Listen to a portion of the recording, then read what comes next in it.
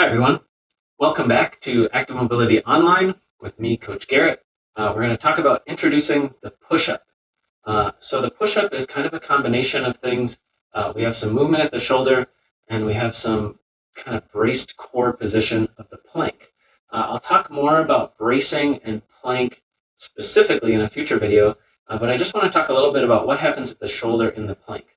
So in the top of the plank, we want our shoulder to be forward, pressing into the floor.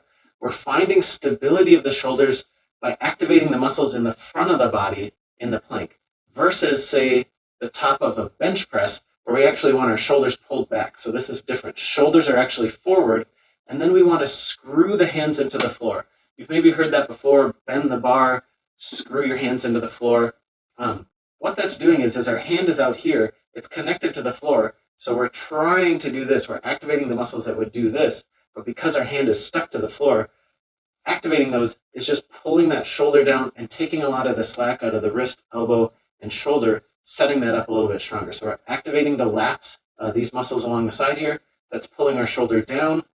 We're pushing our shoulder forward at first, but then as we begin to lower, the shoulder is going to come back, and that stability is going to transition to activation of the upper back, and it's going to feel like pushing into the floor at first and then pulling the chest down to the floor as we go through the push-up motion. Our goal is to avoid having that shoulder stay forward or go even further forward as we get into this, what I will call the press position, so the bottom of the push-up.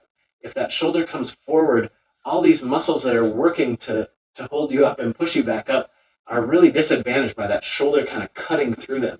So we really want the chest open at the bottom. Elbows are going to stay in because we're screwing the hands into the floor. So that rotational stability, torque, screwing your hands into the floor, as well as that holding the shoulder down is going to be where you find your stability, but it's going to transition from activation in the front to activation in the upper back, from pushing to the feeling of pulling yourself down. I'm going to do a quick push-up or two just to talk through a few other things, and then I'll talk about some faults that we see and how to avoid them. I'm going to get my hands on the floor, screw my hands into the floor, pulling my elbows in.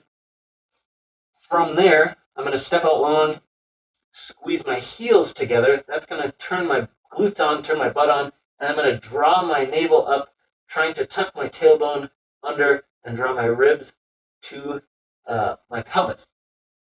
Nice long line, shoulders are forward, and then I'm going to transition to pulling my chest down to the floor and then pushing back up. I'm going to try to come right back to the position I started in, shoulders forward, pulling myself down, pushing back up.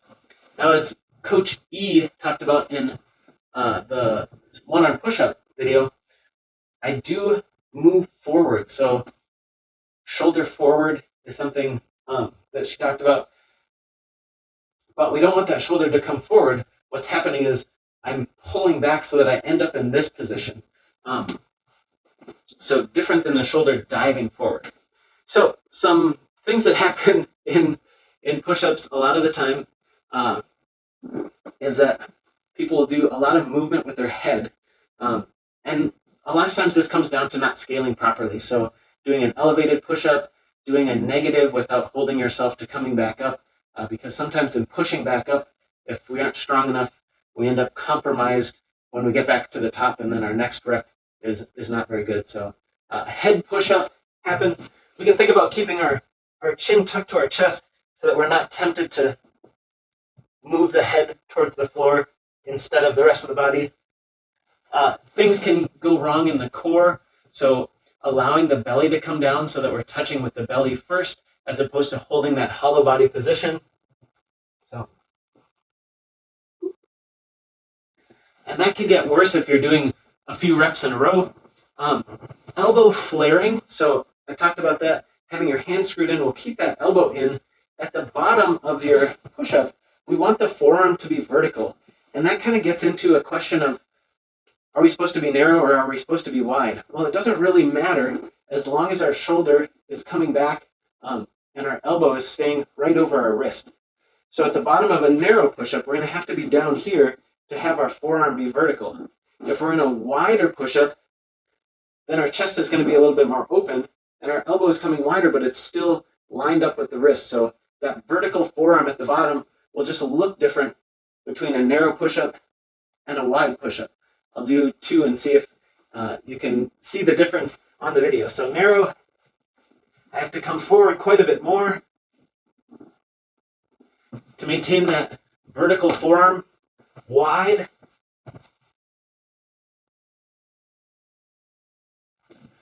I don't have to move forward as much because I'm out here a little bit wider. They're going to focus on slightly different muscles, but they're both fine as long as we're not pulling right to the shoulder. That's going to tend to have that forearm get not vertical anymore, and probably that shoulder is going to push forward a little bit.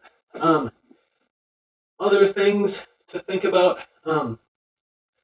scaling, I'll offer scaling options in the next video, and those scaling options are really good to work on at first because they're going to help you to not try to crank out a rep that you can't actually do, end up compensating in some way, either moving your core in a way that you don't want to, out of that brace neutral or out of that hollow body position, or do something with your shoulder that's going to then set you up for bad reps moving forward.